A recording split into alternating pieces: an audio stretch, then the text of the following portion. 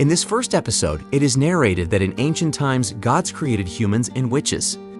The gods shared their powers with the witches and delivered the following message: "You must replace me in guiding powerless humans." The witches obeyed the gods' command, swearing to befriend and dedicate themselves to peacefully coexisting with humans.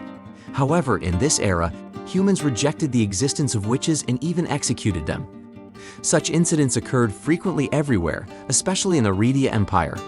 Meanwhile, we are introduced to a woman and a child heading towards the empire's border in a desert region. The child is named Adonis, a student of a witch accompanying him, Chloe Morgan, the Ice Witch. Chloe is busy reading a map to find the right path while Adonis has been complaining about the heat, asking Chloe to cool him down with magic.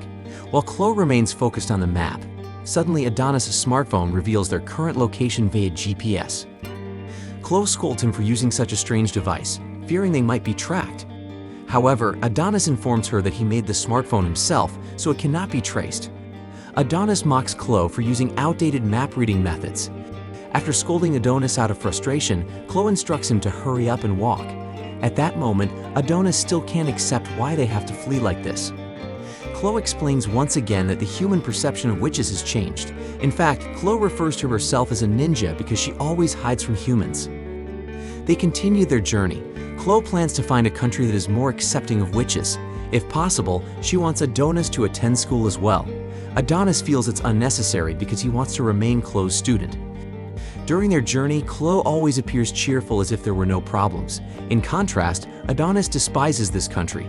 Suddenly, they sense something approaching. It seems there are some Imperial troops who have detected their presence. Adonis wants to confront them, but Chloe immediately stops him. She says Adonis' magic is not yet mature. Before starting to attack, Chloe first takes out her silver staff. In an instant, the approaching troops are defeated. Meanwhile, in the Imperial Palace, Goth, the 23rd Emperor, receives a report that his troops failed to capture Chloe. His subordinates explain that a witch as powerful as Chloe cannot be defeated by a small squad guarding the border. The Emperor's guards reprimand the individuals for making excuses in front of the Emperor.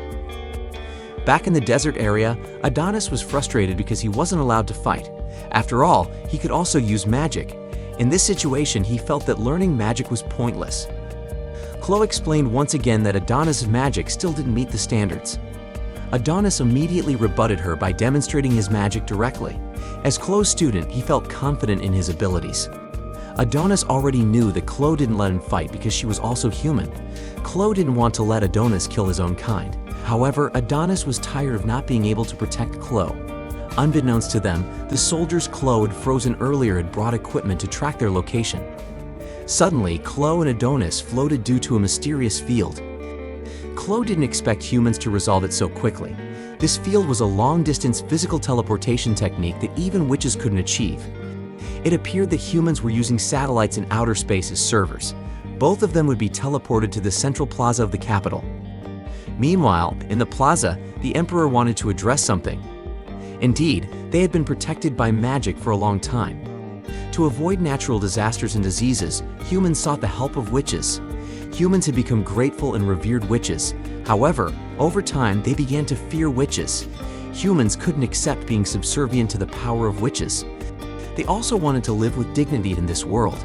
The Emperor stated that all of these could be achieved with the technology developed by the Empire. Various flying aircraft in the sky, city buildings made of unyielding steel against storms, automated trains for intercity travel, and the majority of the population owning smartphones. All of these were the result of the super-industrial revolution developed by this country. The Emperor was confident that humans could change the world with their own power without relying on supernatural things like magic. The Emperor declared that it was time to eradicate the witches. Humans would show that they were the rulers of this earth. After that, the teleportation field from earlier appeared before the Emperor and the citizens. Chloe and Adonis, who were unaware of the situation, were confused. They both realized that the person in front of them was Emperor Goth. Adonis immediately tried to divert attention so that Chloe could escape. However, he was immediately restrained by the Emperor's guards. Chloe became furious when she saw Adonis being treated this way. She threatened to freeze all the people here if the Emperor didn't release Adonis. Emperor Goth just smiled and didn't respond. Chloe had prepared her powerful magic, Absolute Zero. In reality, Chloe didn't want to fight against humans. If they were annihilated, Adonis would lose his way back. Just as Chloe was about to unleash her magic, for some reason, her magic disappeared.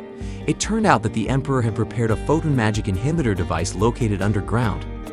Adonis, who was being restrained, was also puzzled because his magic couldn't activate.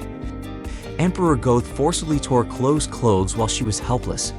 He then slapped her as if Chloe were just an ordinary woman. The citizens also laughed at Chloe, who was in this state. Adonis, of course, became very angry even though he couldn't do anything right now. Emperor Goth couldn't stand Adonis' noise. He ordered his guards to kill Adonis. Chloe immediately prostrated herself before Emperor Goth. She was willing to offer herself in exchange for Adonis' safety. Chloe also lied, claiming that Adonis was just a human she had abducted and raised as a slave. She begged the Emperor to forgive her fellow human. Emperor Goth approached and pointed a pistol at Chloe's head. Chloe was prepared for her fate. Before that, she wanted to thank Adonis for everything. However, it was Adonis who felt he should be thankful. When he was a child, Adonis, an orphan, was found and cared for by Chloe. Before he could finish his sentence, Emperor Goth shot Chloe in the head.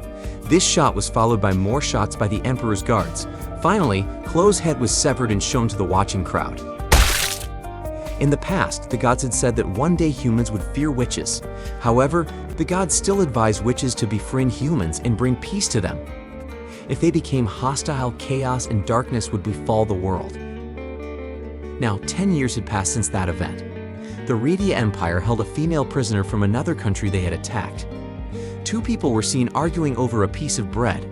Then, a pink-haired girl offered her bread to them. The girl's name was Doroka. Her friend, Anna, naturally worried about Doroka. After that, Anna contemplated their current fate. No matter how advanced technology was due to the super-industrial revolution, humans still fought each other. In the end, the war never ceased. People used to say that humans would live happily if witches were eradicated. But the reality wasn't as beautiful as that. Doroka tried to comfort Anna with her toy dolls. She pretended to play as a knight and a princess. Just when Anna's mood had brightened, the guards suddenly called for prisoner number 218. The prisoners were very frightened because those who were called never returned. This was the fourth time the summons had been made. Immediately, Anna's face turned pale when she realized that she was number 218. Doroka also became aware of this. Without Anna's knowledge, Doroka had swapped their numbers. She then confessed to being prisoner number 218. The guards brought Doroka to the head warden named Palpol. Palpol ordered the guards to remove Doroka's clothes. Palpol informed her that Doroka would be used to serve important people of the Rhedia Empire. Doroka was shocked to learn this fact. Palpol felt arrogant because he was from the Rhedia Empire. Rhedia was indeed a country that drove the super-industrial revolution, leading to rapid human civilization development. They were the ones who defeated the witches with technology and military power, reclaiming human dignity. Because of this, Palpol looked down on Doroka, who was just a prisoner from another country. Suddenly, Palpol tried to force a selfie with Doroka. In that moment, Doroka seized the opportunity and bit Palpol's finger. With that, Doroka managed to escape and also took Palpol's smartphone. While running, Doroka tried to free other prisoners through the smartphone she had taken. Unfortunately, the smartphone had voice-based authentication. After several attempts, Doroka tried to mimic Palpol's voice. Strangely enough, Doroka succeeded in passing the authentication in this manner. The prison became even more chaotic as all the prisoners tried to escape. Doroka ran as fast as she could until she reached a large door. She also opened the large door using Palpol's smartphone. Unfortunately, the door turned out not to be an exit.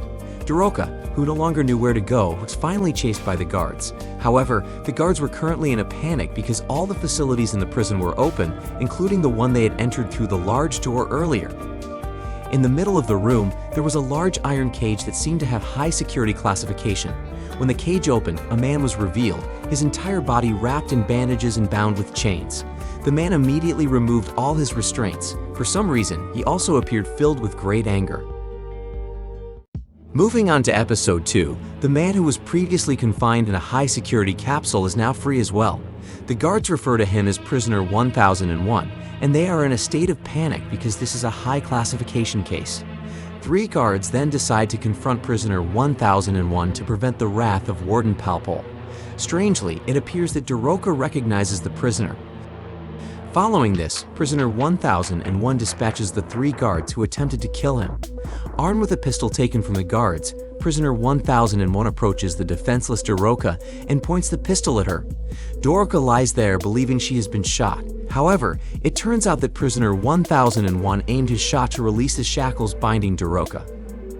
Shortly thereafter, the detention camp announces to all the guards that the doors of the 1st to 6th prison zones have been opened. Many prisoners have escaped as a result. Meanwhile, in the State Security Bureau building, the head of state security is giving orders to someone. The head of the bureau asks the person to go to the Mayhem detention camp and report on the situation there. The person agrees with a relaxed attitude, as if playing around. The head of the bureau is Senior Officer Yamato, accompanied by his younger sister, Officer Yuki, who is the deputy head of the bureau.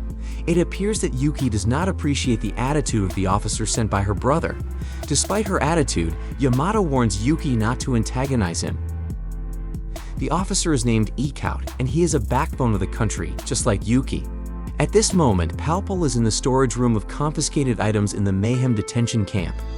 He is in a state of panic because this room has also been opened.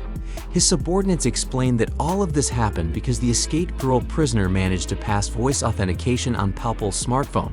However, he finds this situation impossible. Even if the voice authentication succeeded, Palpal does not have the authority to open prisoner 1001's cell. That prisoner is a level SS danger, serving a permanent sentence, a student of magic, Adonis, and the magic pen that was in the storage room is now missing. Adonis, who has escaped, is now on top of a building, trying out his magic. It turns out that his written summoning magic is activated when he writes with his pen. While activating the magic, Adonis fires a bullet from his pistol. Adonis makes the shot bullet expand greatly using his magic. Consequently, the colossal bullet hits a building in front of him. After confirming that his magic works, Adonis intends to eliminate all the people here. On the other hand, Ikout has arrived at the Mayhem detention camp and reported that Adonis is not there. He then received another report of a building being hit by a colossal bullet, most likely the work of Adonis. Before Ikout departs, he intends to eliminate the root cause of the problem, Warden Palpal.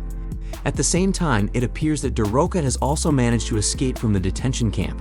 She is shocked when she sees the massive bullet hitting a building and blames herself for releasing a dangerous prisoner. Meanwhile, Adonis is currently muttering to himself. He is certain that Chloe would not approve of his intention to kill all humans. 10 years have passed since then, and Adonis has never forgotten everything that happened to Chloe.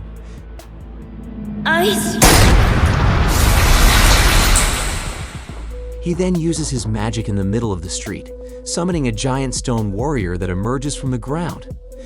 The giant warrior proceeds to destroy everything in its path while carrying Adonis in its left palm. Not far from there, a police station receives a call about a giant appearing in the area. The police officers who take the call are naturally skeptical. Suddenly, a car crashes into the police station. The driver of the car appears extremely frightened, having seen something unsettling. The police officer who checks on the driver accuses them of driving under the influence of drugs. The officer then calls the central office to request the narcotics division to come over. As the officer steps out a bit, they realize that there is indeed a giant in the area. It seems like they need security bureau members to come here. Adonis' current main objective is to go to the palace and eliminate Emperor Goth. In the security bureau building, Yamato receives a detailed report about the appearance of the giant. Yamato asks if anyone has reported this to Emperor Goth. It appears that this information has not reached Emperor Goth due to the Authority Bureau's interference. Based on the Empress's statement, Emperor Goth's condition has not improved. After hearing this, Yamato decides to declare a state of emergency using his authority. Yamato has prepared various forces to deal with the giant. He observes the current situation from a distance and is puzzled by how the stone giant can move. Yuki, who is with him, receives a report that prisoner 1001 and the magic pen from the Mayhem detention camp have disappeared. This suggests that the giant is likely a result of the magic used by Adonis, the student of magic. Upon hearing this, Yamato feels that this situation can be more easily handled. They just need to use the photon magic inhibitor devices in the underground chamber. Unfortunately, these devices are from 10 years ago, and they are not sure if they still function. Yamato entrusts the device issue to Yuki. It appears that a tank battalion is aiming at the giant. On the first shot, all their cannons miss the target. When they fired for the second time, for some reason, their cannons also didn't hit the giant. It turns out that Adonis was using magic to deflect the cannons. Adonis then controls the giant to destroy a building, directing the debris towards the tank battalion. During the 10 years of his confinement, Adonis used that time for limitless thinking simulations. There's only one way for non-magic users to employ magic, and that's through written summoning magic. They must understand the structure of magic, systematize it, and then turn it into a formula with a special feather pen. Without the guidance of a great mentor, this method can't be comprehended. From the giant's palm, Adonis uses his magic to create 2 machine guns and shoots at all the people in front of him. At the same time, Eekhout observes the giant from a distance and reports it to the head of the Security Bureau. As suspected by the Security Bureau, the mastermind behind the giant is Adonis, the student of magic. Shortly after that, fighter jets approach the giant. The missiles they launch successfully hit the giant, but the explosion also affects the people in the vicinity. Adonis is now lying down due to the impact of the missile explosion. It seems that his body has indeed become slower compared to 10 years ago. Meanwhile, we are shown Emperor Guth, who is seriously ill and sleeping in his bed. Emperor Goth hears the commotion outside, but the Empress reassures him and tells him to rest. In reality, Emperor Goth did not expect to be afflicted with an incurable disease. Whether it's a curse or not, he doesn't know. Nevertheless, Emperor Goth does not regret his actions.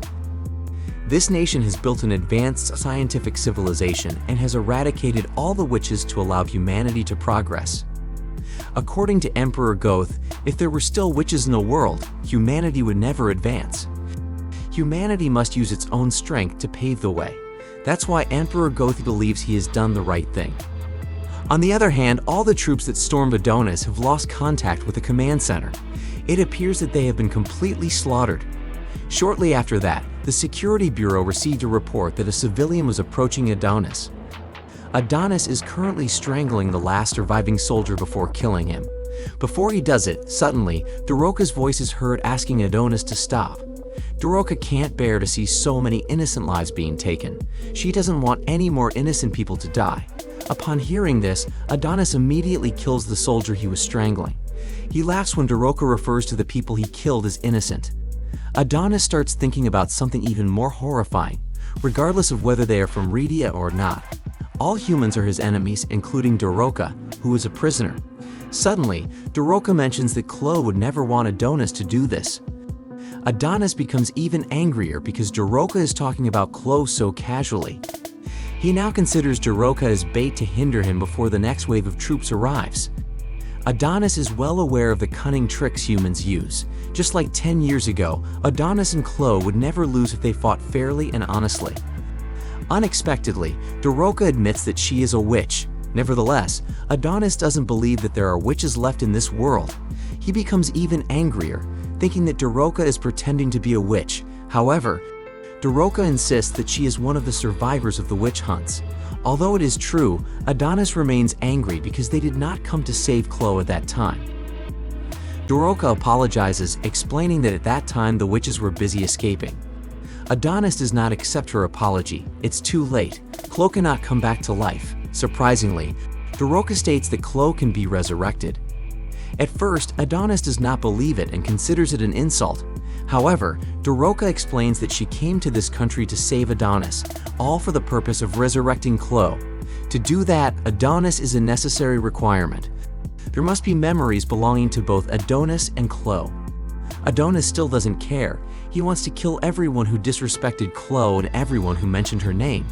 It seems that Daroka failed to convince him. She accepts if Adonis wants to kill her. As he looks at Daroka's face, Adonis is reminded of Chloe, who smiled in her final moments. His intention wavers and Adonis starts to shed tears. In reality, he wants to believe that Chloe can be resurrected. At that moment, Daroka reaches out her hand to Adonis. Before he can grasp it, Daroka's body is suddenly split in half by a sniper shot. Continuing with episode 3, we are shown Daroka's past when her village was set on fire by the humans. Amidst the chaos, Mia, an older acquaintance of Daroka, came to comfort her. Mia herself had no idea why humans suddenly attacked the village.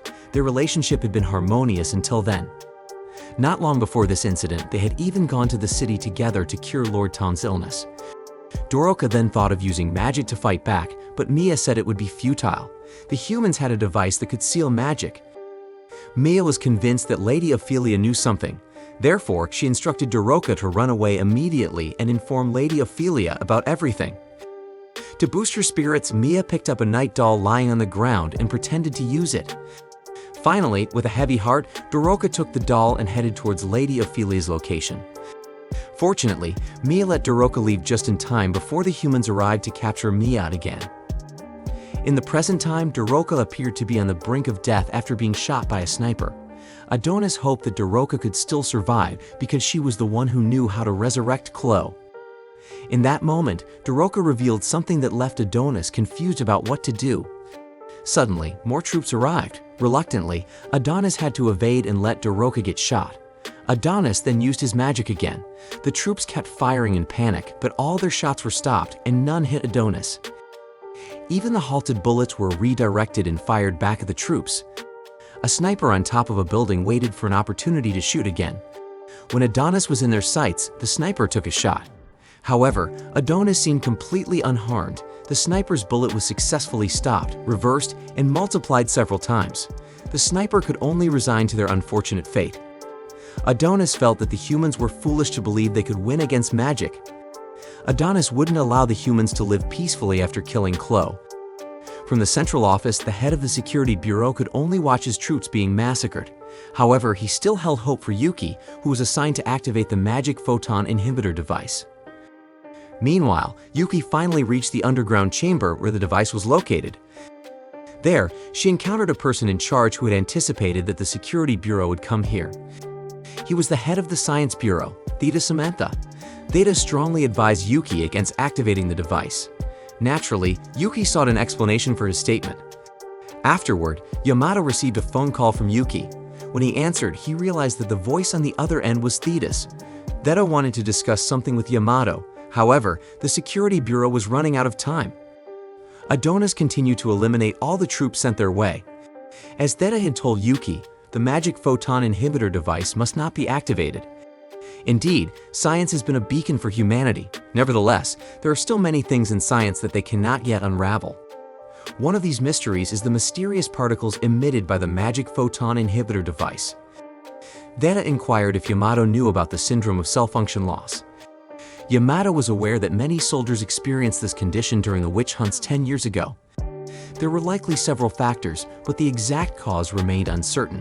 However, the Science Bureau believed that the mysterious particles were the root cause. The magic photon inhibitor device would destroy the body's cells. Yamato, as the new head of the Security Bureau, was only now learning about this information. Understandably, the news about this had been kept concealed. Ironically, in this world, there were no longer any witches who could mend nature. The atmosphere capable of purifying these hazardous particles had disappeared. It could be said that humanity had lost the gift of nature. If people were exposed to these particles, their bodies would disintegrate. We had been fighting for humanity and standing continuously in front of the magic photon inhibitor device. Yamato should be aware of Emperor Goth's current state. In other words, his illness was caused by these mysterious particles. In the midst of Yamato's conversation with Theta, Adonis continued to eliminate all incoming troops. Yamato felt confused about what to do. On the other hand, Yuki, despite being warned about the danger of the device, remained undeterred and attempted to activate it. She cared little about the illness or anything else. All she knew was that there was a magical threat right before her eyes. Furthermore, her sibling had entrusted this task to her. Observing the situation, Theta instructed everyone in the room to evacuate. Meanwhile, Theta herself tried to stop Yuki. Yuki still paid no heed to Theta's warnings and eventually activated the device. Subsequently, Adonis, who had been using magic all along, suddenly found that his magic was no longer functioning. Yamato, observing the situation from the central office, was bewildered by what was happening. Theta had already stated that the magic photon inhibitor device should not have been activated. Yamato immediately contacted Theta. On the other hand, Theta had successfully deactivated the device. However, Yuki had lost consciousness, and both of them seemed to be affected by the mentioned illness. Nevertheless, Theta assured Yamato not to worry about them and instructed him to focus on Adonis. Seeing an opportunity, the Security Bureau promptly launched an ambush. A female soldier stepped forward alone to eliminate Adonis. She held deep resentment towards Adonis for daring to destroy the country. At that very moment, the rooftop of a building beside them collapsed between them and other soldiers. Unfazed, the female soldier remained determined to finish off Adonis. In that moment, Adonis appeared to have accepted his fate. This way, he could join Chloe as well. Eventually, the soldier beheaded Adonis with a thermochemical bayonet on her rifle. Meanwhile, other soldiers were naturally concerned for the safety of the female soldier due to the collapsing building. They also couldn't see well due to the dust. Shortly thereafter, they saw a silhouette approaching them. The female soldier returned to her unit carrying the head of Adonis, the witch's disciple. They cheered for their victory. The unit at the central office also rejoiced over this triumph. Yamato, too, felt relieved when he saw this. However, he still had the duty of assisting the affected citizens of this battle. Additionally, Adonis' body would be taken for further examination. Then, Yamato instructed his subordinates to check on the conditions of Theta and Yuki. Several people entered the room with the magic photon inhibitor device to assist Theta and Yuki, who had fainted and were lying on the floor. After this victory, the ailing Emperor Goth delivered a speech in the square as usual. He informed everyone that the youth captured 10 years ago had managed to escape and was the one responsible for this dreadful tragedy. He also revealed the fact that Adonis, the witch's disciple, was, in fact, a human, just like them. However, he had been deceived by magic. After 10 years of effort, they still didn't understand how Adonis could control magic as a human.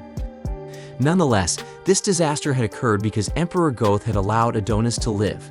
Still, Emperor Goth believed that their nation was at the pinnacle of the world. They had harnessed the power of science and possessed an indomitable army. They would not be defeated by any evil. Emperor Goth's condolences speech had spread widely on video platforms that could be viewed through smartphones. In a school, they mourned the loss of the students there.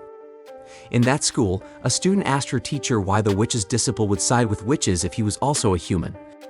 The teacher naturally didn't know how to respond and simply said that the student might have been brainwashed. The bell for break time rang. Then a bespectacled girl approached a brown-haired girl. It was unclear what she meant, but the bespectacled girl mentioned that she had seen what the brown-haired girl had done. After school, the brown-haired girl went to the memorial site filled with bottles and photos of the victims. It turned out that the girl, Eri, had left her boyfriend, Takuma, who had been crushed by concrete during the chaos. Takuma died because of Eri. She felt guilty, but for some reason, Eri had a lot of photos of Adonis, the witch's disciple, on her phone. Her boyfriend had just died, yet she seemed infatuated with Adonis. Suddenly, a bespectacled man appeared behind Eri. Judging by his attire, it appeared he was a government official. Eri became panicked and quickly began deleting the photos on her smartphone. However, the man told her not to bother. He only warned Eri not to show them to anyone else and assured her that he wouldn't report it. Still feeling panicked, Eri left the area. Right after Eri left, the man made a phone call to someone. He reported the presence of a high school girl infatuated with a terrorist. He requested that the person he called apprehend the girl. Suddenly, a soldier approached the man. Apparently, the man was named Oz, and he was the head of the Intelligence Bureau. They were patrolling various disaster sites. The person he had called earlier was a girl named Charmy. Charmy was a technology expert who often teased Oz. In truth, Charmy had long submitted a transfer request, but Oz had never approved it. If this continued, Charmy would be forced to report Oz to the Labor Bureau. Why not? Charmy liked to assign overtime work and belittle her subordinates. It seemed that only the unit led by Oz had such a toxic environment. By the way, Charmy had something to report. She had just released the results of an analysis that was bad news. Charmy would provide the details when Oz returned to the office, but the bottom line was that the witch's disciple's body turned out to be fake.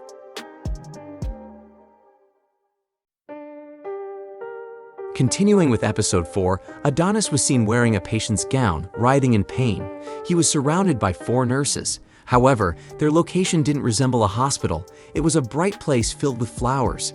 At this moment, Adonis's body temperature, heart rate, and blood pressure were steadily rising. If this continued, his heart wouldn't endure.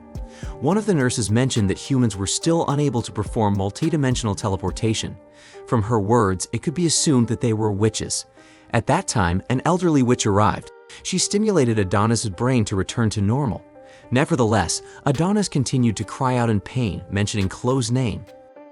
As it turned out, when Adonis was about to be executed by a female warrior, the warrior revealed her true identity as a witch. She used magic for duplication and faking her own death.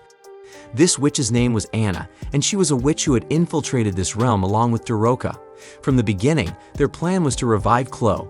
That's why Anna would help Adonis escape from there. Suddenly, Anna looked up at the sky and asked Mrs. Ophelia to take Adonis away.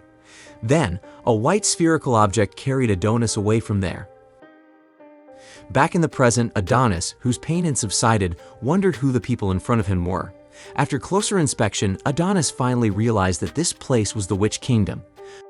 Following this, Adonis was wheeled in a wheelchair because he had not fully recovered. During the journey, he met two witches who seemed to be familiar with Chloe. They both claimed to have been taken care of by Chloe since they were children.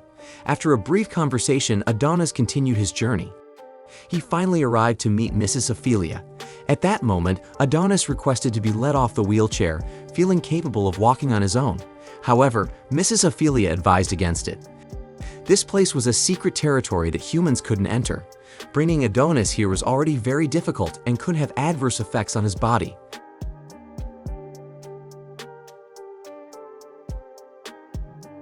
Adonis also remembered being carried by the white spherical object. Mrs. Ophelia explained that she had invited Adonis to become Chloe's apprentice. It wasn't just Mrs. Ophelia and a few others who knew Chloe. Every witch in this kingdom knew her. She was stronger than anyone, very wise and cheerful. Despite being an ice-attributed witch, her heart was as warm as the sun. However, she was actually expelled from the Witch Kingdom. Adonis corrected by saying that Chloe wasn't expelled, but rather banished for teaching magic to a human. Chloe had never directly talked about it, but Adonis could feel it after living with her for a while. Mrs. Ophelia stated that magic was something irreplaceable for witches. Magic was proof of love and sacrifice bestowed by the god to guide humanity. That's why teaching magic to humans was considered taboo. Chloe accepted humans as her students. No one knew why she did it. At that moment, all the witches pleaded with Chloe to leave her student and return to the Witch Kingdom. But she responded with just one word, sorry. After recounting everything, Mrs. Ophelia was about to return Adonis's feather pen. Adonis, who was initially sitting in a wheelchair, forced himself to walk and retrieve it. Mrs. Ophelia mentioned that the pen was made of phoenix feathers and adorned with sea waves and red dragon eyes. It was Chloe who had made the pen for Adonis. In that moment, Adonis recalled the words of Doroka and Anna. He then asked Mrs. Ophelia if Chloe could truly be resurrected. Mrs. Ophelia stated that witches would not lie. Adonis felt relieved upon hearing this. He then looked up and found a strange sight before him. Mrs. Ophelia explained that the round object he was seeing was the Earth, his place of origin. They were now on the moon, where the Witch Kingdom was located. This place was untouchable by humans. The witches came here 10 years ago and established this sacred place for themselves. It was a new witch kingdom called Luna Milia. Adonis was led out of the kingdom area by Mrs. Ophelia. He had to wear an astronaut suit, while Mrs. Ophelia needed nothing. At that moment, Mrs. Ophelia talked about how science had revealed the true nature of humans. Perhaps God had created this spherical universe to prevent humans from seeing something beyond their capabilities because God was concerned about the future of humanity. Despite this, Adonis no longer believed in God after all he had been through. Outside the kingdom area, there were tombstones for deceased witches. Mrs. Ophelia continued her story. She said that humans were often blinded by misconceptions. They considered the night before dawn to be the darkest night. The opposite of love was indifference. In reality, the sky gradually brightened with the arrival of dawn. Then the opposite of love was hostility. Humans had also wrongly believed that witches contaminated humanity. What was even worse was that this belief was shared by the human king. Afterward, they re-entered the kingdom area. Mrs. Ophelia showed Adonis the tree of life. The tree was the one that gave birth to witches. Adonis was seeing it directly for the first time. Chloe didn't want to tell him much about the birth of witches. As already known, all witches were of the same gender. Unlike humans, they couldn't have offspring. So they received their lives from this tree and were born from fruit with divine power. The tree of life before them now was the last one brought from earth. All the other trees of life had been burned by humans. After digesting Mrs. Ophelia's words, Adonis suspected that perhaps Chloe could be resurrected through this tree of life. Mrs. Ophelia explained that the fruit attached to the tree of life at the moment was just an ordinary witch waiting to be born. However, to be born as Chloe, the fruit needed Adonis' power. Adonis still didn't fully understand. Mrs. Ophelia then explained that magic itself was the result of materializing thoughts. If Adonis could master written summoning magic, he could materialize anything with his thoughts. One example was memories. Memories were the source of life. If Adonis could transfer all his memories of Chloe to the fruit on the tree of life, there was a possibility that Chloe could be resurrected. After explaining everything, Mrs. Ophelia gave Adonis time to prepare for the ritual. Adonis lay near the tree of life. He still couldn't believe he could bring Chloe back. Suddenly, a witch approached him. It seemed she was a witch disguised as a warrior, Anna. Anna was still angry because Doroka died because of Adonis. However, Adonis seemed not to care. After all, it was the witch's plan to save him. Adonis felt it was unfair for him to be blamed. Anna then wondered why they would sacrifice their lives to save someone like Adonis. Adonis, upon hearing this, was cynical. The witches were doing it to exploit Chloe. Before Doroka died, she had informed Adonis about the witches who wanted to exploit Chloe. In addition, the witches who could survive in an atmosphere without wearing astronaut suits were busy creating a facility like this. That meant this place would be used as a cage for humans. Adonis suspected that the witches would likely abduct human slaves or children through multidimensional teleportation. After that, they would be taught written summoning magic and allowed to fight against humans themselves. The only way for the nearly extinct witches to defeat humans was by using substitute combat power. However, only Chloe could create the feather pen. That's why the witches wanted to resurrect her. Anna panicked because Adonis now knew everything. She pleaded with Adonis to help them, not wanting Doroka's sacrifice to be in vain. However, Adonis stated that his only desire was to resurrect Chloe. Then, if Chloe refused to help the witches, Adonis would also consider the witches as enemies. After that, Mrs. Ophelia, Adonis, and some other witches were preparing to start the ritual. Then, Adonis used written summoning magic to summon his memories of Chloe. Those memories were then placed into the fruit on the tree of life. While doing so, Adonis remembered when he and Chloe talked about constellations. Thanks to Chloe's teachings, Adonis had memorized many constellations. There was a constellation named Adonis, named by Chloe. However, it seemed that Chloe had somewhat forgotten that she had named a constellation after him. From that memory alone, Adonis felt that nothing could replace the time they had spent together. Thinking about it, Adonis felt like he was dreaming.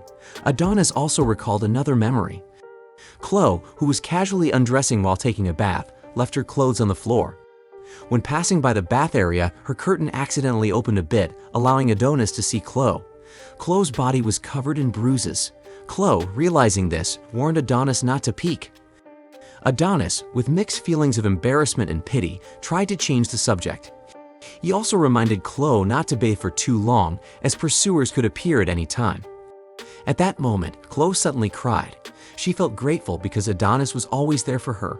If it weren't for Adonis, Chloe believed she wouldn't be able to survive in this world. And now, Adonis felt the same way about Chloe. Slowly, all his memories of Chloe entered the fruit on the tree of life, until eventually the fruit gave birth to a witch. However, the witch who was born did not look like Chloe. For some reason, this witch looked more like Doroka with pink hair. Continuing to episode 5, in the middle of the ritual, Adonis decided not to resurrect Chloe. He loved her too much, so he didn't want Chloe to go through the same torment again. There's no place for the woman he loves in this rotten world. So Adonis made an exchange in his memory summoning. That's why the newly reborn pink-haired witch turned out to be Doroka herself. Doroka woke up, confused by the situation. In front of her was Adonis, but she realized that this place was Lunamilia, the Witch Kingdom. She was also confused about why she could be here. Doroka seemed to remember that she had been shot dead before. Adonis said that he just wanted to repay Doroka for saving him in Revia. Doroka just realized that she was naked and in Adonis' embrace. She immediately moved away because she felt very embarrassed. At that moment, Mrs. Ophelia started to speak. She stated that Adonis didn't know how to be grateful. After all, the witches here had helped him with everything he needed. They were even willing to risk their lives to save Adonis so he would resurrect Chloe. However, Adonis wasted it. Other witches whispered that perhaps Adonis had forgotten Chloe because he was interested in Doroka. Mrs. Ophelia confirmed this with Doroka. She wanted to know if Doroka had said anything to Adonis. In reality, Doroka did reveal something to Adonis, but she couldn't tell Mrs. Ophelia about it. Adonis then replied that he was the one who decided not to resurrect Chloe. They all didn't need to interfere. When Mrs. Ophelia was about to attack Adonis, suddenly there was a teleportation particle, a human technology. Adonis had decided that he didn't need the witch's help. He would deal with the humans on his own. It turned out that Adonis had brought a tracking chip with him intentionally so that the humans could come here. After that, Adonis activated the chip near the Tree of Life. Shortly after that, the human forces led by Yamato arrived. A water-attributed witch tried to extinguish the fire on the Tree of Life, but she was immediately killed by a warrior nearby. Then Mrs. Ophelia ordered Santa Maria to activate her magic that could provide magical shields to the others. The battle between humans and witches became inevitable. Meanwhile, Adonis would confront Yamato directly. When Yamato tried to close the gap with his sword, Adonis used his magic to snatch the pistol Yamato was carrying. Yamato was thrown back when Adonis shot him. However, it seemed that his armor was strong enough that he didn't receive serious injuries. Nevertheless, Adonis kept shooting at Yamato. At that moment, Doroka approached Adonis as if she wanted to stop him. On the other side, the battle between witches and humans continued. There was a crystal-attributed witch who used her crystals to cover the humans' bodies. The crystals continued to grow even when destroyed, until they couldn't breathe because of the crystals covering their bodies. There were also witches with snake, scorpion, and root attributes who could turn the situation around. Mrs. Ophelia herself was a witch who could use physical magic. She flew the humans into the air. When they tried to shoot Mrs. Ophelia, the bullets were redirected and missed her completely. She continued to lift the humans into the air, then crushed all their bodies in an instant. When Mrs. Ophelia thought that the witches had won, the humans teleported a second army there. At that moment, the witches were outnumbered.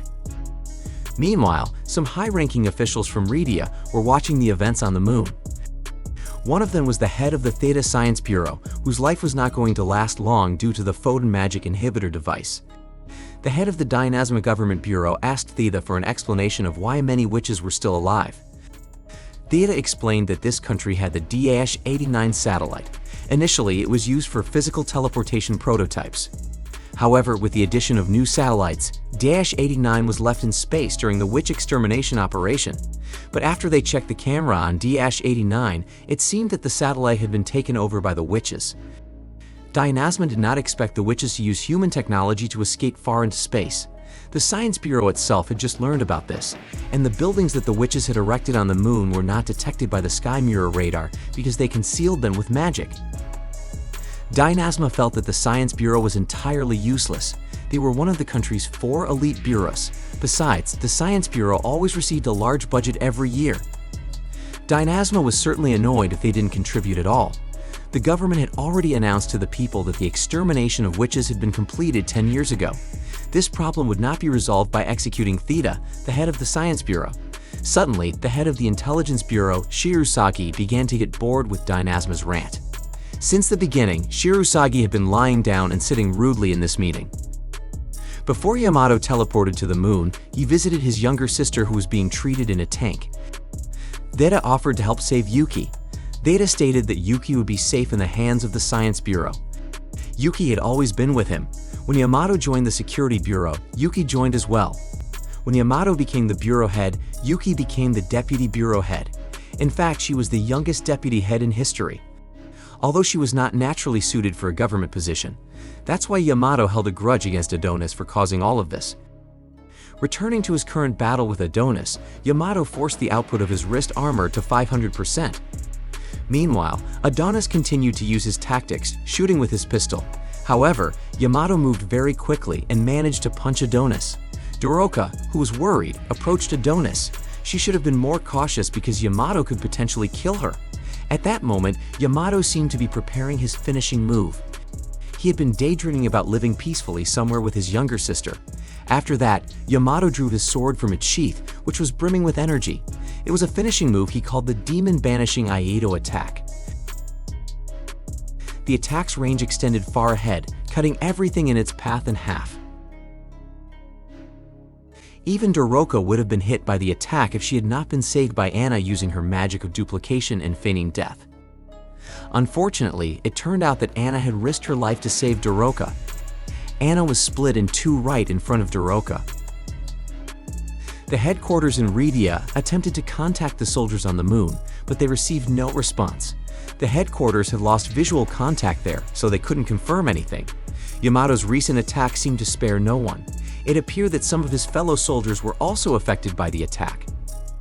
While Doroka cried hysterically over the events, Adonis and Yamato continued their battle. Adonis coated his arms with a layer of steel. His magically reinforced arms could break Yamato's sword. Adonis also managed to injure Yamato's chest with his punches. At one point, Yamato was finally able to block Adonis' attack and restore his shattered sword. Adonis couldn't believe how rapidly science had progressed. It almost felt like cheating. Yamato retorted that magic was also a form of cheating. On the other hand, it seemed that a few witches were still alive. They had resigned themselves to the current situation. The last tree of life in the world had burned down. There would be no more witches born. Everything had been wiped out. Although one witch continued to voice her refusal to give up, it did not motivate the other witches. They had been struck by the harsh reality of this massacre. The witch who had not surrendered suggested that they help Adonis eliminate the humans. However, suddenly, another group of soldiers arrived. They were there to slaughter any remaining witches. Meanwhile, Yamato, feeling cornered, adjusted the thermal output setting of his armor to the maximum level. As a result, Yamato generated a temporary tornado around his body. Adonis, who did not expect this, was thrown back by the tornado. Seizing the opportunity, Yamato leaped forward to stab Adonis. He succeeded in doing so, making Adonis slightly overwhelmed. However, it turned out that Adonis had prepared a spell since a while ago.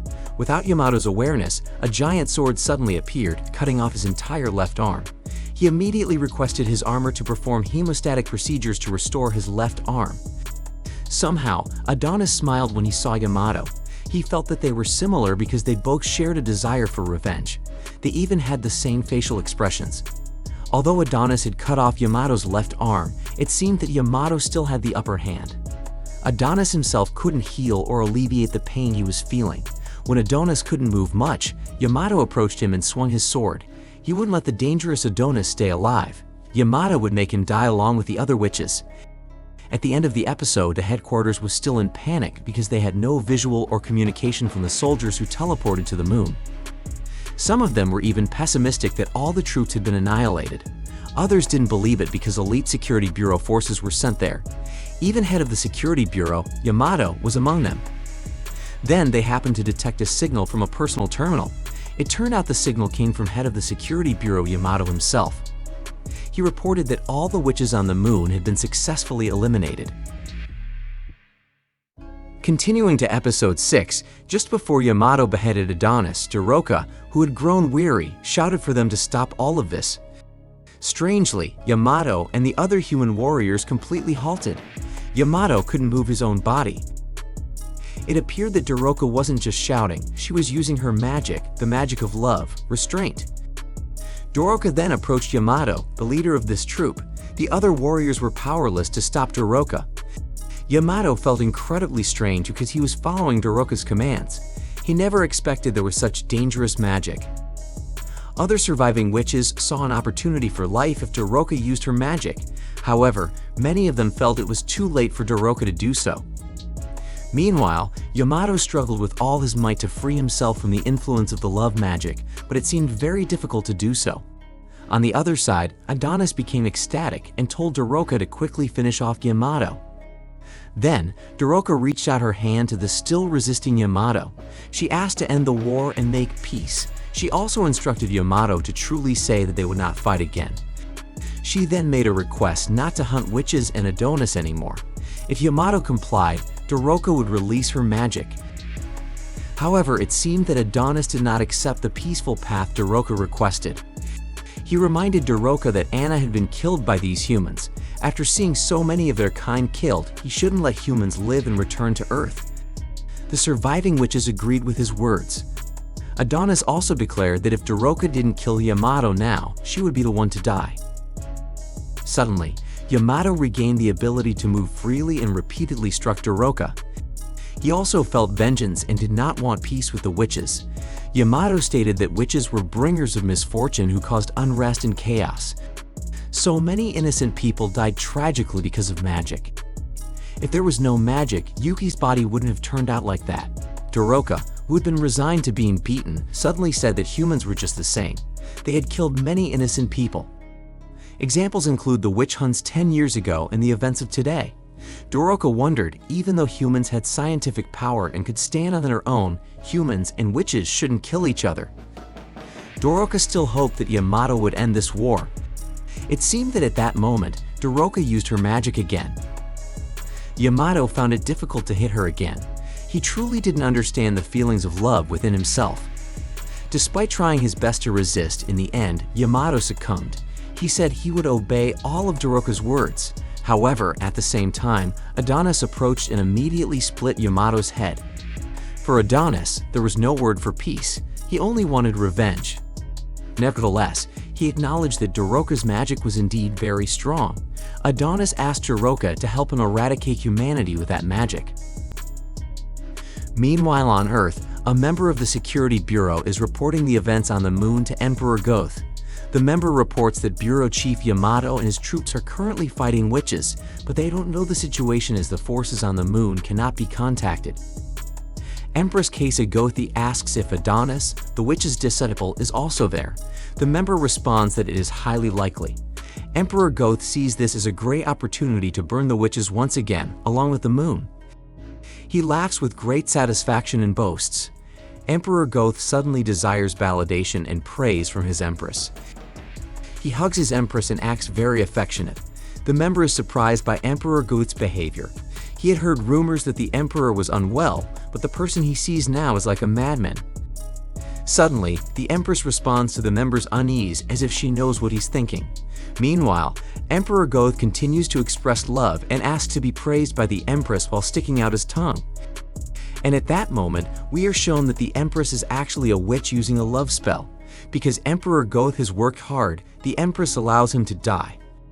Without hesitation, Emperor Goth slowly advances towards the edge of the palace balcony. The member is, of course, confused about what Emperor Goth is doing. The emperor declares that he will grant all the empress's requests. As long as she is happy, his own life is not important. Then, Emperor Goth climbs the balcony railing and jumps to his death. The emperor dies pierced by the sharp roof of the building. After Emperor Goth dies, the empress finally releases the influence of her love spell. The member immediately realizes what is happening. The empress is a witch who enchanted Emperor Goth. He immediately calls for reinforcements at headquarters to fight the witches. Unfortunately, the member is also immediately enchanted by the love spell. He ends up giving a false report that the emperor slipped and died on his own. With just one spell, the member falls in love and is willing to follow whatever the empress says. After that, the empress summons one of her subordinates. Yes, surprisingly, that person is Shirusagi, the head of the intelligence bureau. Shirusagi didn't expect the emperor to be killed today, but he also agrees that the puppet is no longer needed. At that moment, the empress explains her magic. The love spell can only control men and is not effective against women. That's why witches are a threat to her. She eliminates all threats first by controlling the country from within. However, the empress's goal is not to conquer the world. At that moment, the empress removes her face cover and reveals her true form. She is Dorothea, a witch who travels across dimensions, and it seems that Dorothea's aim is to get that man back. Dorothea keeps many photos of that man, and for some reason, his face resembles Adonis a bit. Even Dorothea keeps a feather pen that looks a bit like Adonis. Meanwhile on the moon, Adonis is still trying to force Doroka to help him exterminate humanity. Doroka continues to reject him.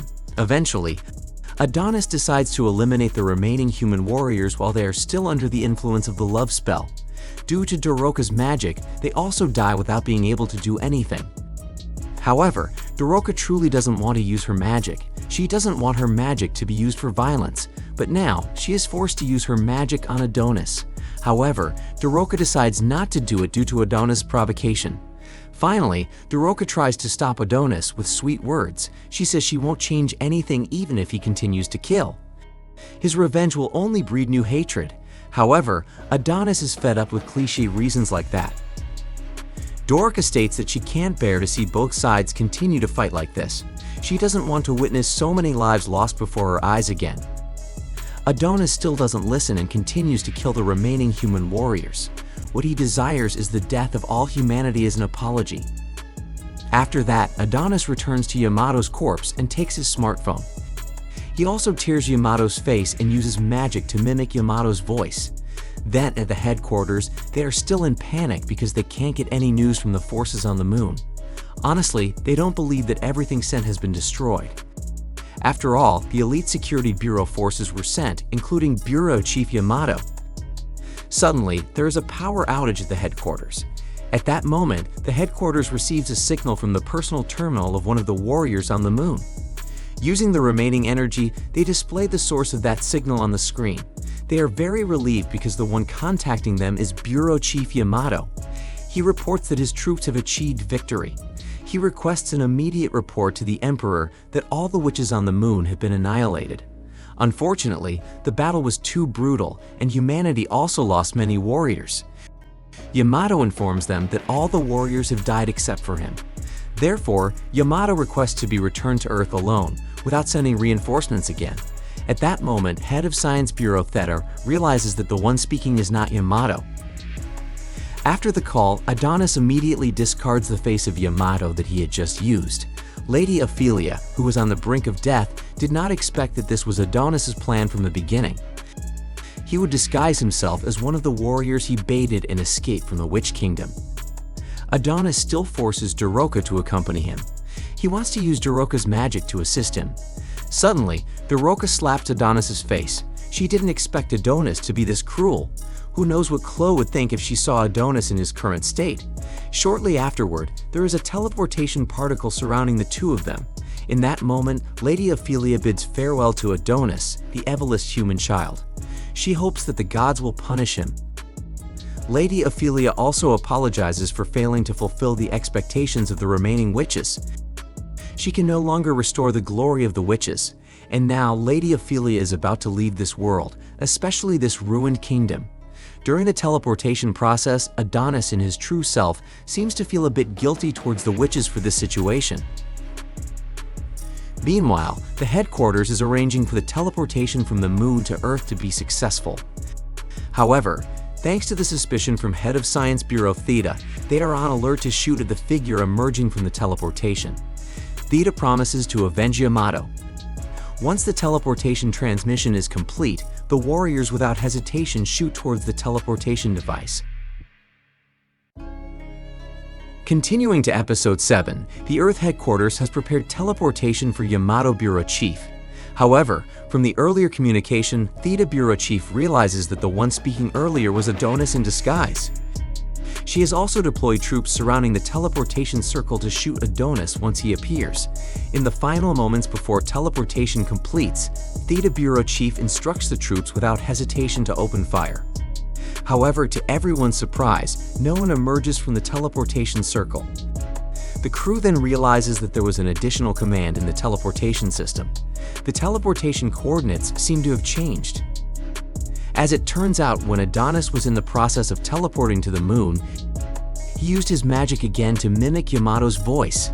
With that voice, he could alter the teleportation system commands through Yamato's smartphone. Afterward, Adonis and Daroka teleport to a desert far from any settlement. The night view there is filled with stars. Adonis points out to Daroka that they are observing the Southern Cross constellation, indicating that they have successfully returned to Earth. Adonis declares that he cannot rush if he wants to bring down Rhedia. He needs a well-thought-out plan. While heading towards Rhedia in the Northern Hemisphere, Adonis intends to attack any villages and towns that encounter. However, suddenly Daroka sits down, expressing sadness. She says she wants to go back and live with the witches. Firmly, Adonis states that none of the witches will survive in that situation. Daroka remains indifferent and insists on being returned.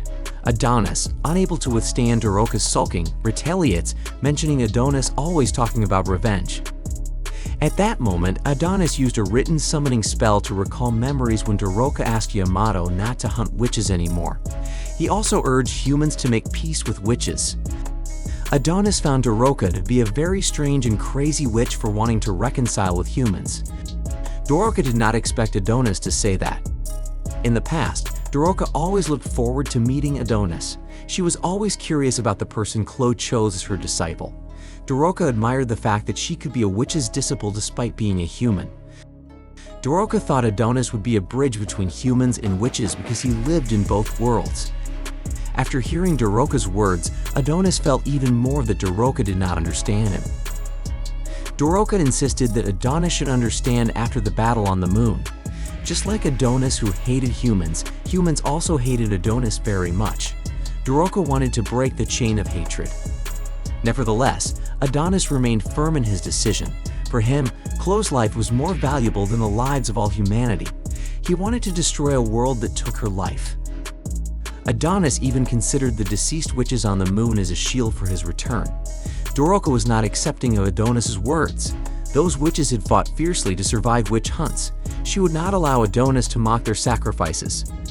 Adonis responded by accusing Doroka of tarnishing your sacrifices. All Doroka did was talk as if she were wise, yet when her people were killed, she remained silent and just watched. Now she wanted to make peace with the humans who killed them. Doroka continued to try to convince Adonis that the wounds in her heart would not heal even if she successfully avenged them. Adonis was aware of that but didn't care. He had nothing left now.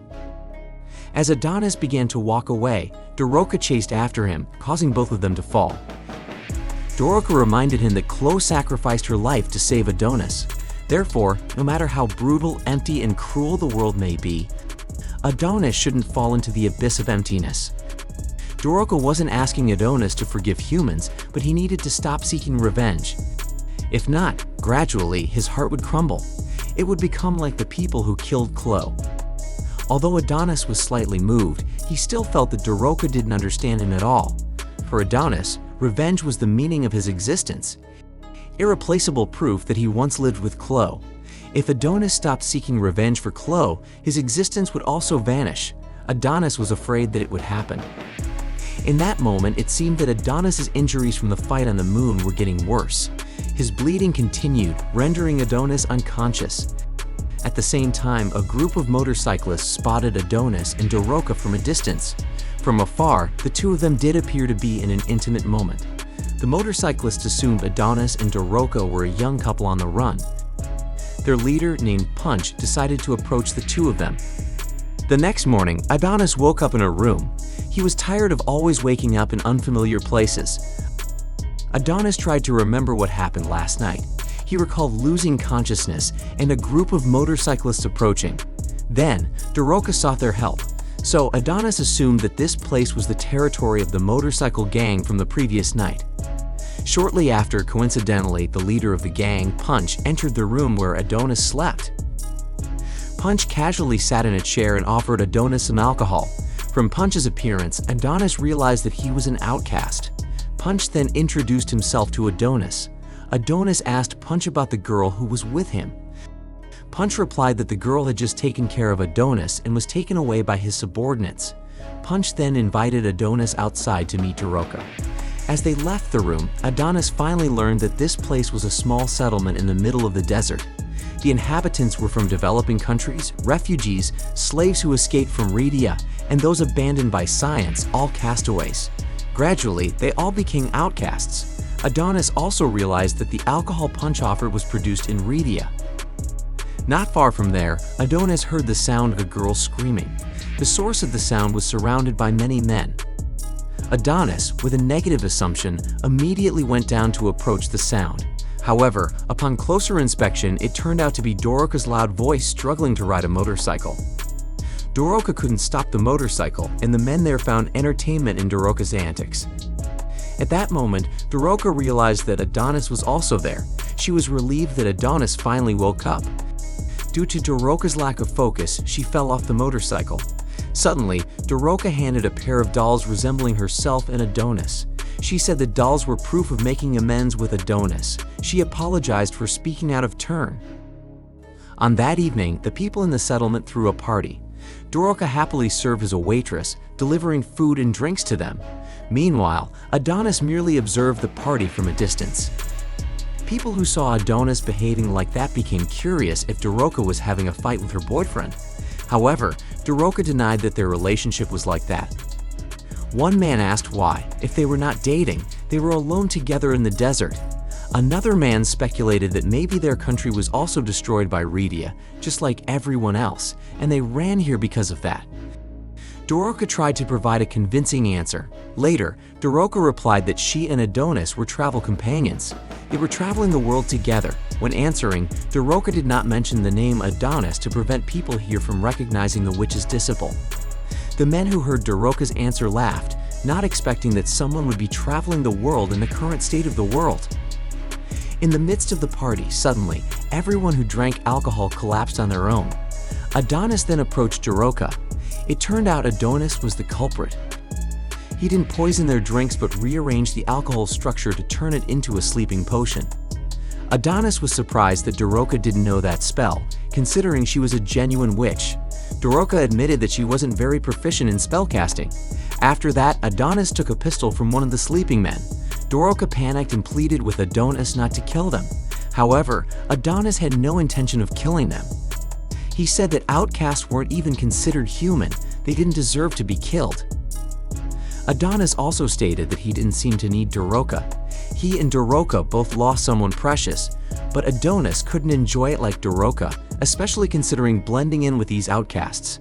They were different, so Adonis decided to leave Doroka here. Doroka responded that she was forced to blend in with the community. To avoid suspicion about her identity, she could only laugh and serve them. Adonis added to his words.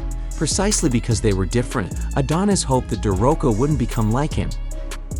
From that night until dawn, Doroka remained sitting in sadness. Punch had awakened and realized that the man with Doroka had left. He didn't expect a beautiful girl like Doroka to be left alone in a place like this. Despite this, from Adonis's words last night, Doroka knew that Adonis was a good person. On the other hand, Adonis had walked quite far from the outcast settlement. He felt annoyed for remembering all the moments with Doroka. Then, Adonis realized that a motorcycle was approaching him. He began to question whether the sleeping potion he gave was too weak. Nevertheless, Adonis was prepared to fight anyone who stood in his way. Returning to the conversation between Doroka and Punch. Unexpectedly, Punch revealed that he already knew that the man with Doroka was the witch's disciple. It turned out that Punch had met Chloe and Adonis before. When he was near death in the desert, Punch was saved by both of them. Punch roughly understood what had happened between Doroka and Adonis. Although Doroka's thoughts were correct, Punch felt that the matter of revenge was complicated. He understood that Adonis chose the path of revenge even though he knew there was no turning back. Punch then asked Doroka what path she wanted to take. She replied that she didn't want to see people die anymore. Previously, she couldn't protect her friends, so at least now she wanted to protect Adonis. From their conversation, it turned out that the motorcyclist chasing Adonis was Doroka. She decided to join Adonis. Continuing to episode 8, the citizens of the Rhedia kingdom appear peaceful, unaware of what is happening behind the scenes. Soon, there will be a coronation ceremony for the new emperor. Oz is seen on duty, monitoring the streets to ensure security. Before the coronation, the MC pays tribute to the previous emperor. As the 23rd emperor, Emperor Goth brought a super-industrial revolution to the kingdom. Human civilization flourished thanks to Emperor Goth, eliminating the need for reliance on magic. The human race regained its honor through science and military power. However, Emperor Goth is not immune to the threat of illness, leading to his current demise. Nevertheless, the MC is confident that the people will always remember Emperor Goth, who bestowed numerous blessings upon the world.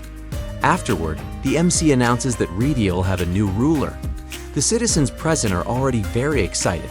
Although this is a coronation ceremony, the appearance of Queen Dorothea as the new ruler resembles an idol concert. She is also wearing an idol costume and dancing accompanied by some girls. It seems that Dorothea intentionally does this to spread her love magic to all the men watching her. Everyone, whether in person or online, becomes infatuated with her performance. The topic immediately goes viral on social media. Meanwhile, in a country with a structure similar to Asia, some people there are also watching the coronation ceremony of the Rhedia kingdom. However, for some reason, it seems they are not affected by the love magic. In fact, a man with a scar on his eye learns that the new ruler is a witch. He also knows that Dorothea, the witch, eliminated her own kind with scientific power, then elevated herself to queen and took over the world. After finishing her song, Dorothea wears a crown on her head and is officially crowned as queen.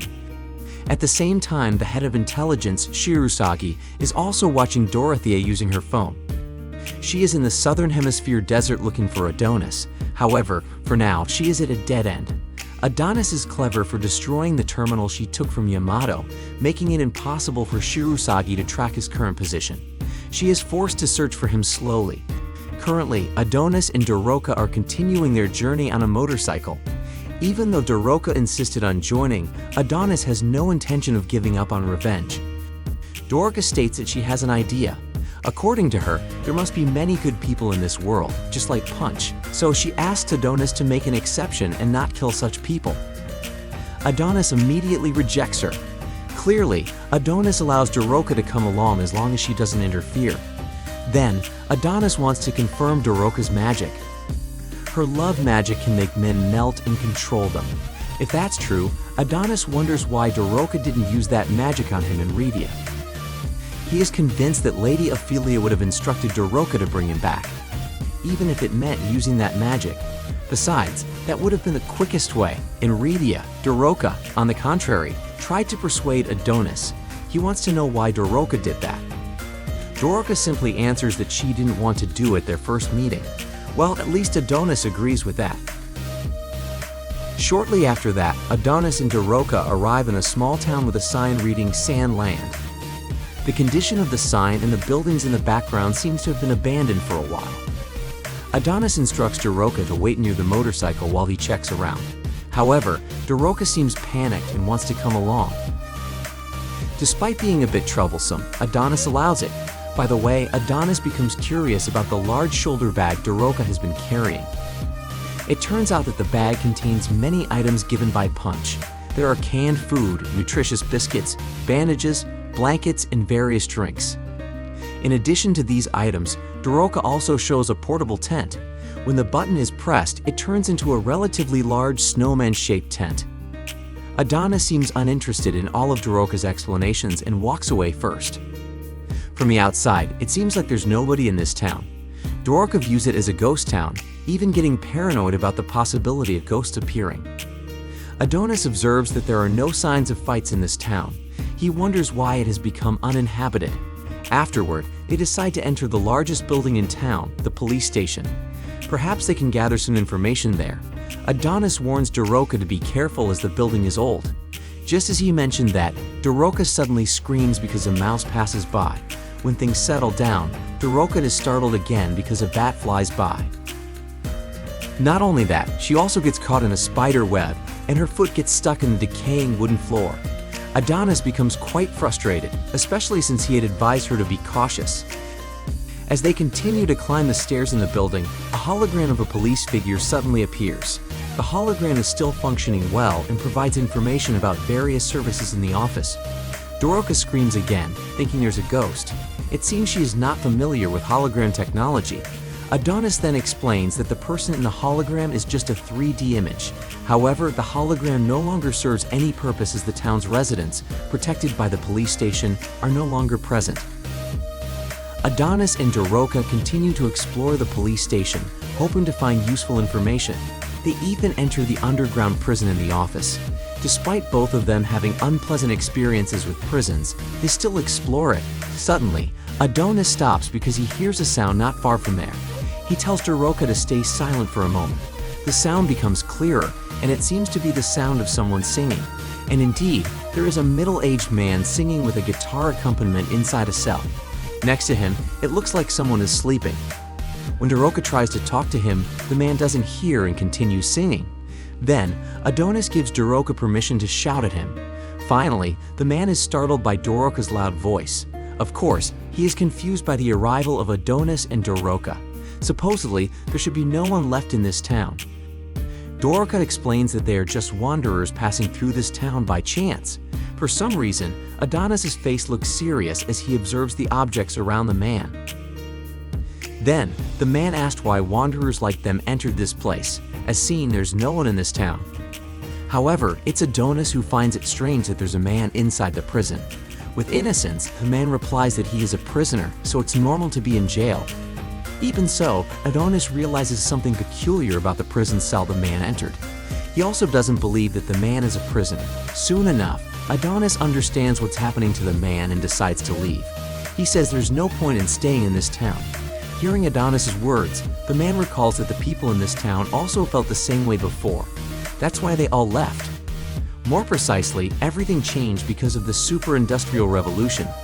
Humans managed to eliminate the witches. However, this town still lives in poverty. It's understandable that its residents became disgusted. The future of humanity, hope, and pride brought one grand dream after another, causing a massive migration. The man feels that the current world situation is similar to when the witch hunt began. According to him, in this era, everyone is just imitating what the first person did. Adonis becomes curious if there's a nearby large city. The man answers that there's the Menuda city about 70 kilometers to the east from here. After learning this, Adonis urges Doroka to leave promptly.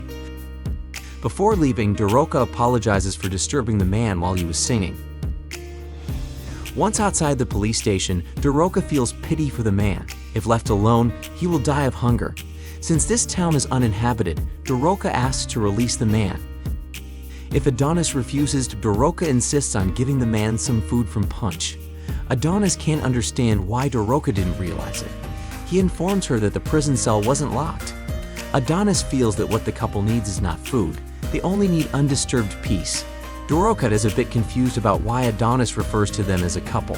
It turns out that the person sleeping next to the man is his wife, who has already passed away. Her body has fully turned into a skeleton. The man, Sasha, calls her by name. He sings for his beloved wife. Indeed, the man doesn't want their time to be disturbed by others. It seems the man harbors deep regrets. In the past, the people in this town insisted that Sasha was a witch.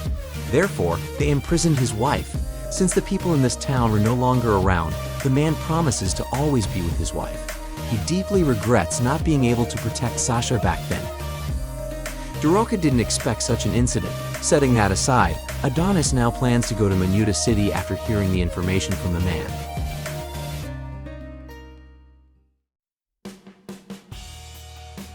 Continuing to episode 9, Adonis and Doroka finally arrived at the large city they were heading to, Menuda. At that moment, Doroka once again asked if Adonis was seriously intending to slaughter the residents here. Doroka stated that a city this size must have numerous troops and weapons, expressing doubt that Adonis would survive the attack. All of this was just her bluff to dissuade Adonis from attacking the city. However, Adonis remained determined. Suddenly, Doroka asked for a duel, saying that the loser must comply with any request from the winner. Of course, Adonis refused. While Doroka still tried to force Adonis into a duel, they had already entered the city area. However, the scenery they saw was not much different from the Sandland City. All buildings appeared abandoned and overgrown with wild plants. Also, similar to the entrance gate, for some reason, there were numerous headless statues of women. Suddenly, Doroka told Adonis to stop because there was something ahead. From a distance, it looked like a woman. Without hesitation, Doroka approached the woman and asked about her condition. Adonis immediately reprimanded her, emphasizing that they should be more cautious with strangers. Nevertheless, Doroka couldn't resist helping the seemingly distressed woman. Since the woman was not dressed, Doroka gave her cloak to the woman. After that, she asked once again what had happened to her. The woman seemed uneasy and mentioned that she needed to hurry. From this response, Doroka suspected that the woman was running away from something. However, upon closer inspection, Adonis realized that it was not a human. He immediately told Doroka to step back. And indeed, the woman was not an ordinary human but a robot. For some reason, the robot suddenly measured Doroka's body size and pleasure index estimation. Then, the robot became aggressive. The robot claimed to want satisfaction, regardless of whether its partner was also a woman. At that moment, Adonis shot the robot with his pistol. Adonis explained that the robot was called a Mard, a robotic doll used as a pleasure toy for humans. Not far from there, they heard some moaning sounds. Apparently, the sounds came from inside a building that used to be a hotel. Doroka realized that the moaning sounds were similar to the recently killed robot. This meant that the sounds were coming from Mards. After that, Adonis decided to investigate it himself, instructing Doroka to stay outside. However, once again, Doroka insisted on accompanying him. Adonis became disgusted because since Sandland, Doroka always acted as she pleased. He emphasized that his orders must be followed, threatening to leave her behind if she didn't comply. In case something happened, Adonis told Doroka to shout loudly. Shortly after Adonis left, Doroka saw something strange in the distance. Upon closer examination, it turned out there were many motionless Mards gathered in a fountain circle. Doroka felt extremely frightened upon seeing this and decided to enter the hotel as well. Finally, Doroka silently trailed Adonis from behind. She made excuses that this wasn't an act of disobedience. However, she had promised Punch not to let Adonis be in danger. Besides, Doroka was confident that Adonis wouldn't leave a girl alone. Suddenly, she remembered that Adonis had left her before in Punch's settlement. Yet, Doroka admitted that she was wrong at that time. She believed Adonis wanted to leave her out of concern, not wanting to involve her. Despite Adonis being intimidating when angry, Doroka was sure he wasn't a violent person. Suddenly, Doroka remembered something else.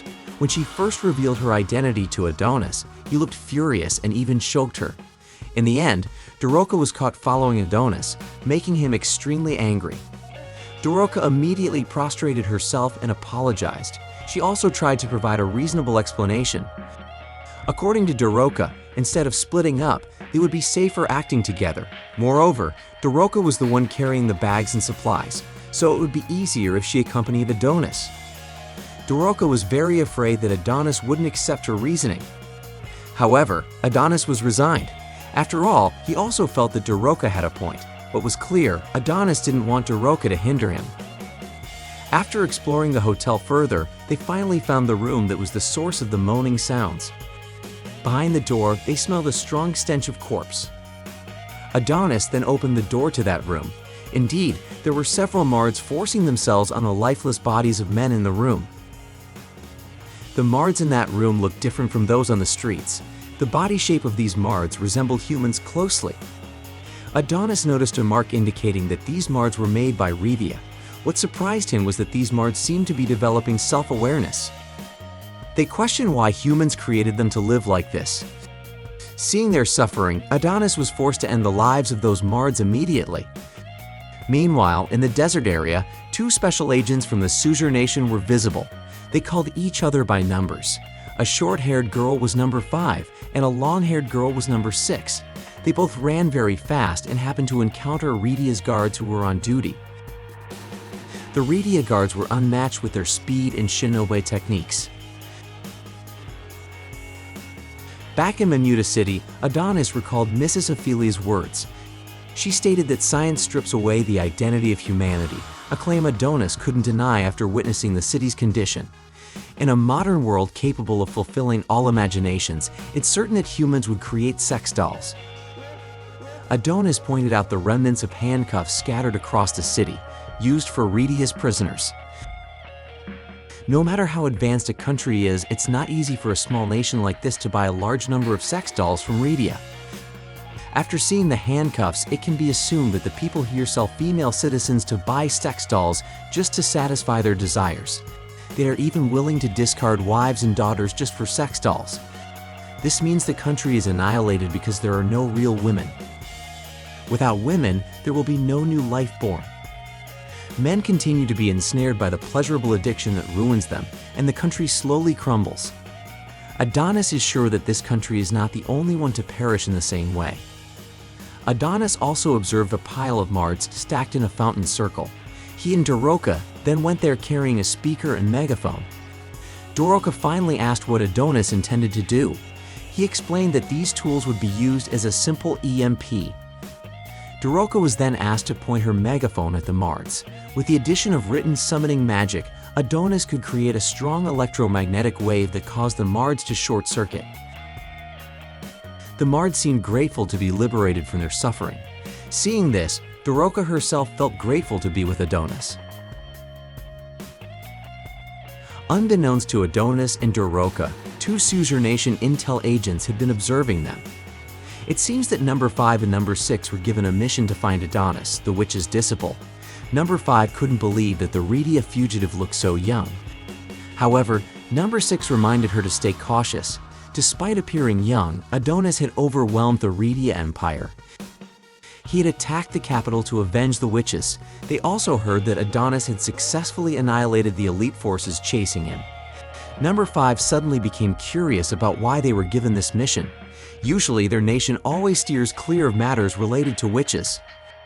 Number 6 explained that Khazar Suzur himself wanted to seize Adonis's combat power. After that, they began their mission to capture Adonis. However, coincidentally, Shirusagi also arrived at the same time. Seeing someone else interfering with their mission, Shirusagi decided to deal with the intruder first. Number 5 and number 6 certainly didn't expect Shirusagi's arrival. One thing's for sure, they had to confront the figure before them. After Adonis and Doroka freed the Mards from their suffering, Doroka made a grave to honor them. Adonis suddenly remarked that praying for the Mards was pointless. Once a grave was made and prayers were said, they became tools for people running away from reality. Adonis stated that if they wanted to help the Mards, they needed to make humans feel the hatred of the Mards. However, as usual, Doroka disagreed with that perspective. In addition to the grave for the Mards, Doroka also made another grave for the witches who died in Lunamilia. Seeing Doroka's constant crying, Adonis told her to stay here. Doroka couldn't understand why Adonis would say something so harsh. Adonis then reminded her once again that the witches in Lunamilia were killed because of him. However, Doroka wanted to travel with the killer. Initially, Doroka wanted to be angry, but she refrained from letting her emotions take over and instead showed a hanging doll in her back. The doll was a replica of herself and Adonis, created by Doroka as evidence of their reconciliation. Adonis was sure that he had thrown away the doll earlier. Doroka then said she had no intention of blaming Adonis. She also didn't want to fight with him again. Moreover, the witches in Lunamilia were also at fault for wanting to exploit Adonis to obtain weapons to fight against humans. After hearing that, Adonis apologized softly and invited her to continue the journey. As they headed toward the motorcycle, unexpectedly, there was a suspicious person waiting for them on the motorcycle. That person was Shirusagi. Somehow, he lifted the motorcycle and smashed it into pieces. Furthermore, in his left hand, there were 2 heads that he had just beheaded. Shirusagi introduced himself as an important person from Rhedia. Upon hearing this, Adonis became excited because he finally met someone he could kill. Continuing to episode 10, as Adonis and Doroka headed towards the motorcycle, unexpectedly, someone suspicious was already waiting on their bike. That person was Shirusagi. Somehow, he swung the motorcycle and shattered it into pieces. Moreover, on his left hand, there were 2 heads he had just decapitated. Shirusagi then introduced himself as an important figure from Rhedia. Upon hearing this, Adonis got excited because he finally met someone he could kill. Adonis could be tracked so quickly because the teleportation coordinates he forcibly altered were stored in the Intelligence Bureau server. And as the head of the Intelligence Bureau, Shirusagi could command his subordinates to immediately locate Adonis. The person ordered by Shirusagi to find him was Charmy, the head of investigation in the Intelligence Bureau. Charmy's intelligence team was all comprised of women. Despite being women, they were very skilled at finding perpetrators of cases in Rhedia. Charmy herself had to work overtime to locate Adonis, so she asked Shirusagi to handle it promptly. Although Shirusagi was her boss, Charmy took the liberty of giving orders. Seeing Shirusagi's hand, Adonis asked why he was carrying 2 severed heads. Shirusagi himself didn't know. He said those 2 people came here earlier than him. Clearly, those 2 individuals also intended to target Adonis. Because they were causing trouble, Shirusagi decided to kill them on the spot. Shirusagi even played with the 2 heads, making it seem like they were kissing. Doroka, who didn't appreciate the mockery, immediately became angry. With a swift movement, Shirusagi was suddenly in front of Doroka. When looking at Doroka's face up close, Shirusagi felt familiar with her. Taking advantage of Shirusagi's momentary distraction, Adonis immediately pulled Doroka back and began chanting his magic. However, before he could finish, Shirosagi had already launched a punch to Adonis' stomach. Shirosagi was actually quite interested in summoning magic. However, he felt the incantation was too long. Adonis was thrown far away due to the impact of the blow. Yet, Adonis managed to pull out a pistol and shoot it while he was thrown. Unfortunately, even the pistol shots could be avoided by Shirosagi. Based on the reaction speed shown, Adonis was now convinced that Shirosagi was a cyborg. Shirosagi tried to approach Adonis while evading his shots. With one of the bullets, Adonis had prepared an enlargement spell when fired. The bullet transformed into a large one right in front of Shirosagi. Normally, an impromptu attack with a sudden large bullet like that would be impossible to avoid. However, Shirosagi skillfully dodged it without any problem. From a distance, Doroka couldn't stand the battle and was forced to unleash her love magic. Initially, Shirosagi's movements seemed locked. Adonis quickly instructed Doroka to gather as much information as possible, starting from his identity, abilities, and weapons. However, for some reason, Shirosagi suddenly could move freely. He shouted and laughed with joy. He didn't expect to encounter another user of love magic. No wonder Doroka's face reminded him of the Queen Dorothea. Previously, Dorothea had used love magic on Emperor Goth for an extended period. The magic was so potent that it could drive the affected person to suicide, and indeed, that's what happened to Emperor Goth. However, only a few people knew the truth, including Shirosagi. After that, Shirosagi tore his clothes to show why Doroka's love magic didn't affect him. On the left side of his chest, there was a heart-shaped mark similar to the effect of Doroka's love magic. The difference was that the mark came from another sorcerer. So, Doroka's magic didn't work because Shirosagi was already under the control of another sorcerer with love magic. Then, Shirosagi became a bit more serious. He activated the hummingbird technique, and a group of handshake drones emerged from his back. As usual, Adonis told Doroka to step aside because he was going to deal with it. Since love magic didn't work on Shirosagi, Doroka couldn't do anything. When Adonis said that, he was reminded of Chloe being humiliated by Emperor Goth. At that time, Emperor Goth claimed that sorcerers who couldn't use magic were just ordinary women. When Adonis asked Doroka to step back, he didn't mean to insult her. Suddenly, Doroka lifted a large stone as a weapon to prove that she could still fight. Even though she couldn't use her magic, Doroka didn't want anyone else to die. Currently, Doroka was still ambivalent about whether revenge was the right thing or not. One thing was certain, she had promised to protect Adonis and not let him die. Seeing Doroka's determination, Adonis decided to let her join the fight as well. With written summoning magic, Adonis created a silver rapier for Doroka. As for himself, he fashioned an iron arm to enhance his attacks and defense. Doroka's silver rapier was coated with butterfly pattern enchantments, making it an invincible weapon that could even cut through steel. When swung, it could cut through almost anything. However, Doroka still needed to know the basic sword techniques. Adonis then pulled out a very long scroll containing basic sword technique lessons. According to Adonis, even seemingly foolish sorcerers should be able to understand it. Bored with Adonis and Doroka's continued intimacy, Shirosagi finally decided to attack. The drones he released earlier attacked automatically. Adonis could destroy the drones one by one with his iron arm. Likewise, Doroka. Although her sword swing seemed amateurish, her silver rapier could shatter drones with a single swing. Each drone turned out to be very fragile. However, the drones kept coming. With Adonis' stamina, he still felt capable of fighting. However, Doroka seemed to be getting tired. Some drones managed to hit Doroka. She began to struggle against the incoming drones. And in the end, Adonis ended up protecting Doroka from the drone attacks. His drones that had been released earlier were now retracted into his back. It turned out that Shirosagi intended to unleash the maximum power from his rockets. Charmy understood and believed she could handle the magic ball. Initially, Shirosagi seemed to struggle to hold it back. Then, he forced his rocket power even higher. Shortly after that, Adonis' magic ball finally stopped. However, Shirosagi didn't know that it was intentionally done by Adonis. When the ball stopped, the roots forming it began to unravel.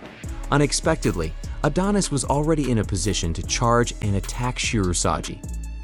While impressed with his plan, Shirusagi could still fend off Adonis by releasing his drones again. What Shirusagi didn't know was that Daroka was also ready to attack him.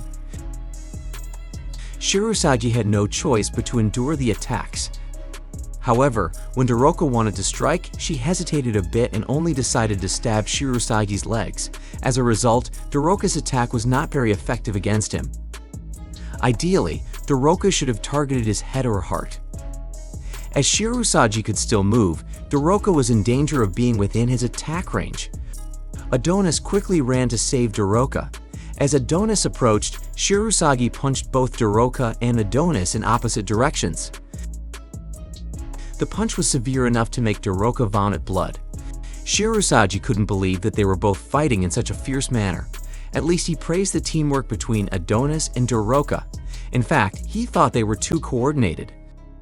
Suddenly, Shirusagi got entangled by golden roots. When thrown earlier, Adonis managed to chant that spell. The roots entwined Shirusagi up to his neck.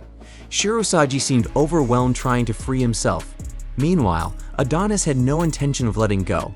He would entangle him to death. Shirusagi still struggled as much as he could to free himself. He tried to move his hands to break free so he could control his drones.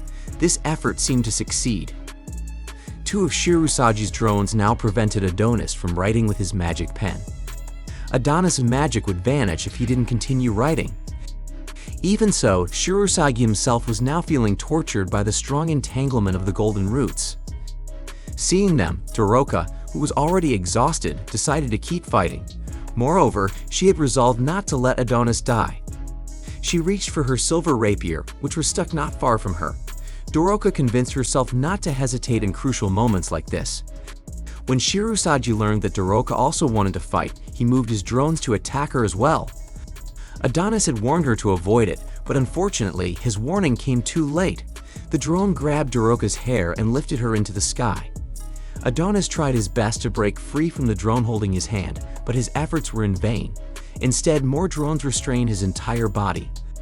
Eventually, Shirusagi completely freed himself from the golden root magic. Shirusagi flew several more drones towards Daroka. From Shirusagi's gestures, it seemed like he was about to kill Daroka at that very moment. Adonis shouted desperately, asking him to stop. At that moment, Adonis might not have heard Daroka's words, but she thanked Adonis. She was grateful that Adonis was willing to let her travel with him. If fate allowed, Daroka wanted to see more scenery with him. From above, Daroka saw Adonis screaming hysterically, unable to hear what he was saying. Then two drones that had been on Daroka's head stabbed her eyes deeply.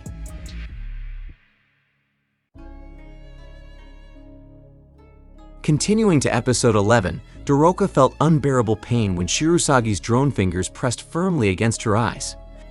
Adonis' limited movement reminded him of his dark past when Klo was harassed and ultimately killed by Emperor Goth. In his determined effort, Adonis struggled hard to free himself from Shirusagi's drone grip. Swiftly, he managed to release his iron arm, slightly disrupting the drone's control holding him. However, Adonis' attempt to save Daroka was too late. Shirusagi's drone had already extracted both of Daroka's eyeballs, leaving her helpless. Losing her sight left Daroka feeling empty, unable to see anything around her. Bleeding from the wounds in Daroka's eyes worsened and showed no signs of stopping. Adonis felt a wave of panic engulfing him.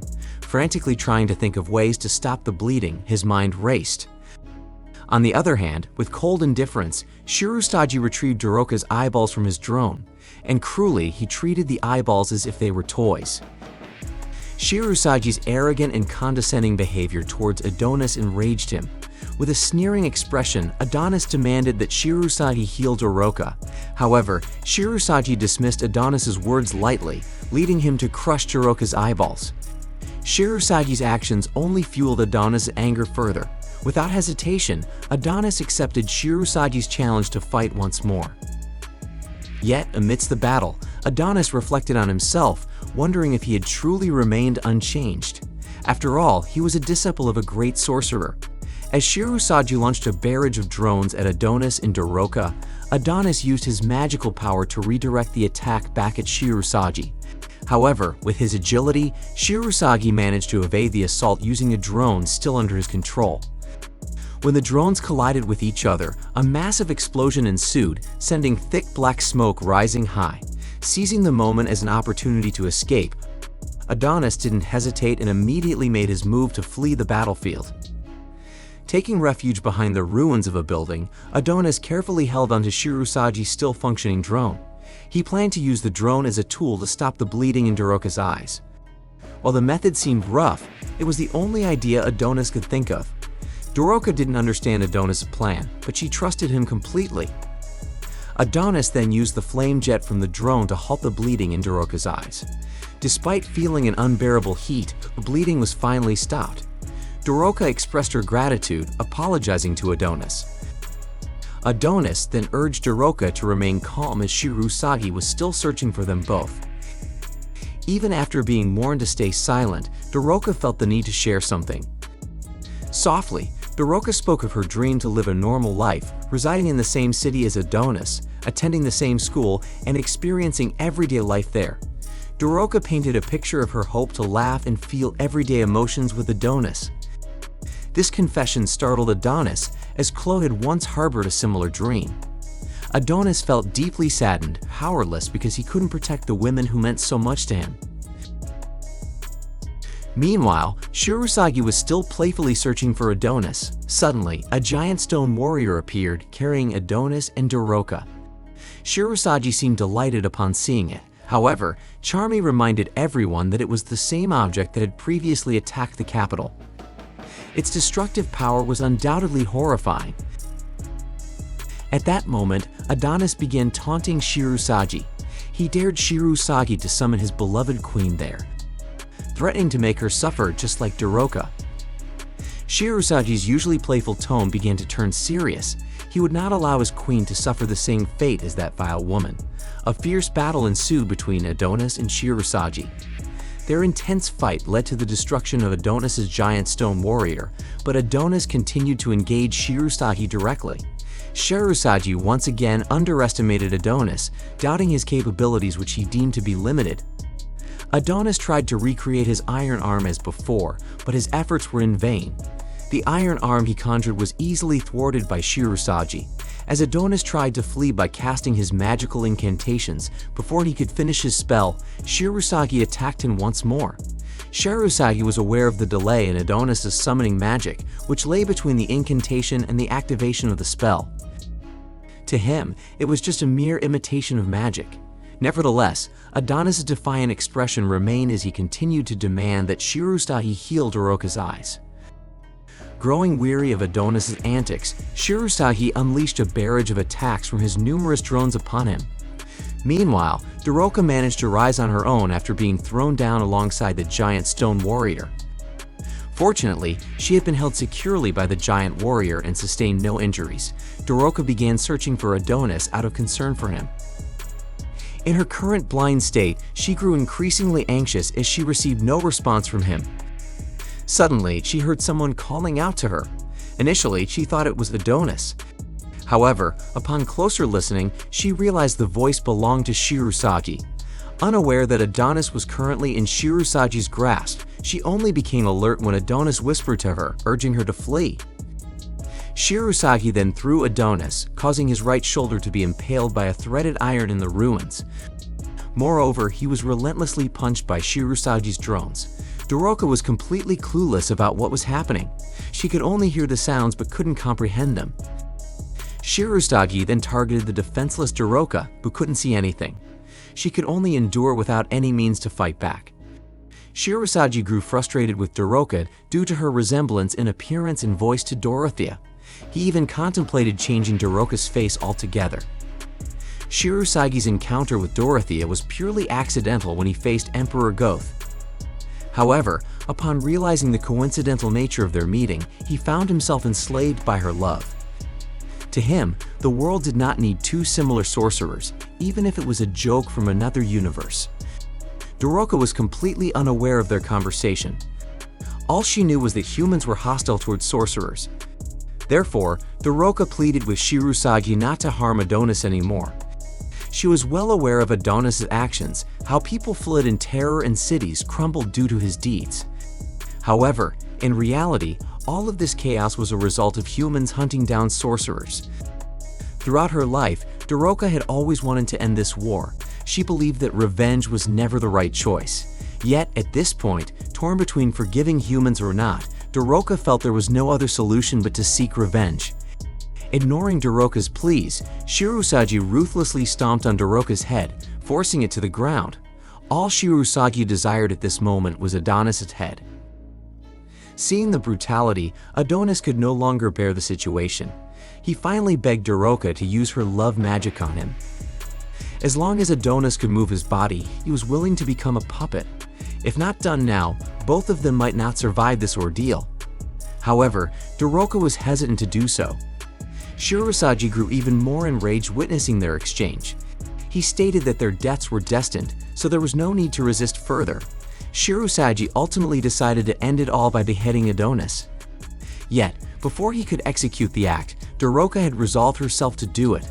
Although she felt guilty about using the magic on Adonis in such dire circumstances, Doroka felt she had no other choice. Suddenly, Adonis felt a surge of immense power. Magical inscriptions flowed around his body. When Adonis received the love magic, it seemed as though he could see some memories belonging to Doroka. When Doroka was still in the Sorcerer Kingdom, her friends always felt that her magic was vulgar. They were disgusted by Doroka because of her immodesty. They urged Doroka not to let humans know about her possessing such magic. Her friends didn't want to be associated with Doroka. When mocked in such a manner, instead of getting angry, Doroka felt she was in the wrong and believed their words to be true.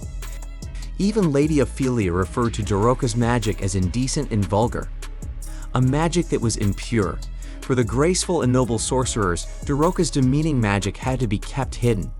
All this time, Doroka felt pressured to prove herself as a good sorcerer.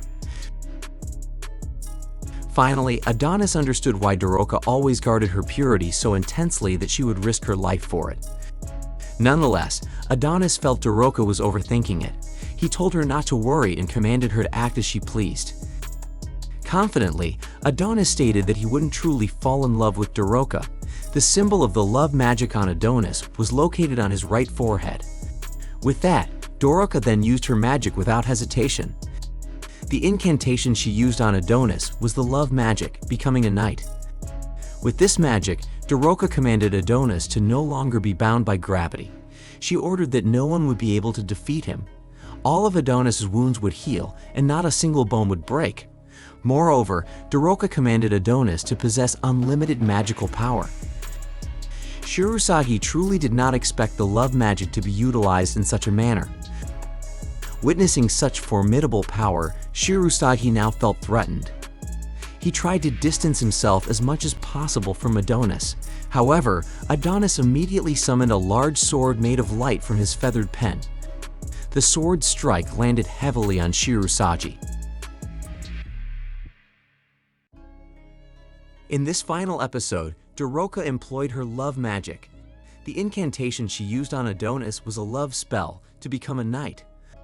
A princess crown appeared when Doroka cast the spell. With this magic, Doroka commanded Adonis to be unbound by gravity. She ordered that no one could defeat him. All of Adonis' wounds would heal, and none of his bones would break. Not only that, but Doroka also commanded that Adonis possess unlimited magical power. Shirusagi truly never expected love magic to be used in such a manner. Seeing this immense power, Shirusagi felt threatened. He tried to keep as far away from Adonis as possible. However, Adonis swiftly drew a large glowing sword from his feather pen. The sword's strike hit Shirusagi hard. While under the influence of the love spell, he referred to Doroka as Lady Princess. Shirusagi continued to retreat, leaping over his drones, while Adonis steadfastly pursued. When they closed in, Shirusagi felt confident in facing Adonis head-on. He believed the love spell merely enhanced Adonis' magical energy. But to his surprise, Adonis' physical strength had also dramatically increased. With a lethal blow, he sent Shirusagi flying far from where they stood. Adonis didn't stop there. He chased after the battered Shirusagi. He then gripped Shirusagi's arm, displeased that it had harmed his princess. Without hesitation, Adonis ruthlessly severed the limb. He did the same to Shirusagi's leg. As a result, Shirusagi was badly beaten and could no longer fight back. However, Adonis was still intent on punishing him further. He then began to write a summoning spell. Unlike his usual spells, Adonis wrote an exceptionally long incantation. As he inscribed it, the sky above them began to glow, forming a magical circle. From this circle, snow suddenly descended. Adonis informed them that it was the magic Klo had used to end a 100-year drought. He had promised Klo to only use this magic when protecting someone. This spell was known as the Destructor Magic, Absolute Zero. Feeling desperate, Shirusagi launched all his drones at Adonis. However, as they approached, they instantly froze. Left with no other option, Shirusagi pleaded with Doroka to stop Adonis. He declared they would both perish if things continued this way. Unperturbed, Doroka commanded Adonis to be enveloped in a blazing fire, allowing him to warm himself by chanting flames onto his body. Shirusagi couldn't stand seeing such ridiculous power. He impulsively charged at Adonis, only to be frozen upon approaching. Soon after, his magic circle was complete. A powerful magic explosion erupted from the circle. The entire Manuta city instantly froze. Not just there, even most of the desert area felt the impact of the ice blast. Fortunately, within the blast, Adonis conjured magical clothing that could warm Doroka. The residents in Punch's settlement were puzzled when the weather suddenly turned cold. Observing from above, Punch sensed a looming threat and immediately ordered everyone to seek shelter. Shortly after, a hailstorm hit their location. Meanwhile, at the Redia Intelligence Bureau, panic ensued as they lost visuals from the drones, and signals from reconnaissance aircraft were also severed. Concurrently, they detected widespread magical phenomena from their meteorological satellite. This phenomenon caused a drastic drop in the external temperature in the coordinates associated with Shirusagi and his target. This situation forced them to rely on the visuals provided by the satellite. From space, a specific part of the Earth appeared engulfed in a massive storm vortex. Charmy and other Intelligence Bureau members were so alarmed that they didn't even notice Oz arriving at their location. Viewing the satellite visuals, Oz understood why conventional methods couldn't confront Adonis. It seemed ordinary tactics would be ineffective against his powers. A while later, Punch and the other residents emerged after the hailstorm subsided, still puzzled about what had transpired. Snow was not supposed to fall in this region. Punch was fairly certain that this event was linked to Adonis and Doroka. With a heavy heart, Punch hoped that Adonis and Doroka were safe. Amidst the frozen explosion center, Adonis remained standing, holding Doroka tightly. At that moment, Adonis felt Klo's presence in his embrace, hinting at their agreement to use the magic only when protecting someone. Moments later, they parted from their embrace. Doroka was surprised to see Adonis had managed to conjure warm clothing for her. But as she looked into Adonis's eyes, she saw him weaken. Doroka then released the love magic she had previously cast on Adonis, hoping to heal him. Her concern peaked when Adonis collapsed. In a panic, she checked his heartbeat and sighed in relief upon feeling its still pulse. Suddenly, Shirusagi's voice, sounding on the brink of death, was heard. He stated that Adonis and Doroka reminded him of Dorothea and that young man when they were younger. Shirusagi pleaded that if they ever met Dorothea, they should convey his efforts, even though he couldn't obtain the incarnation magic. In his hopeful words, Shirusagi wondered if there was a place for him alongside Dorothea in the multiverse, if such a place existed.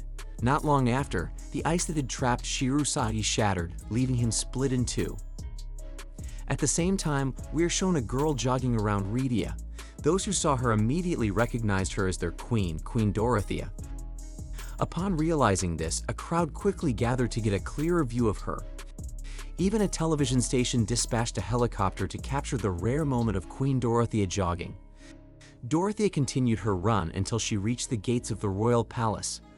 A guard, concerned about seeing Queen Dorothea leaving the city again, advised her to bring a group of guards due to her significant position in the kingdom.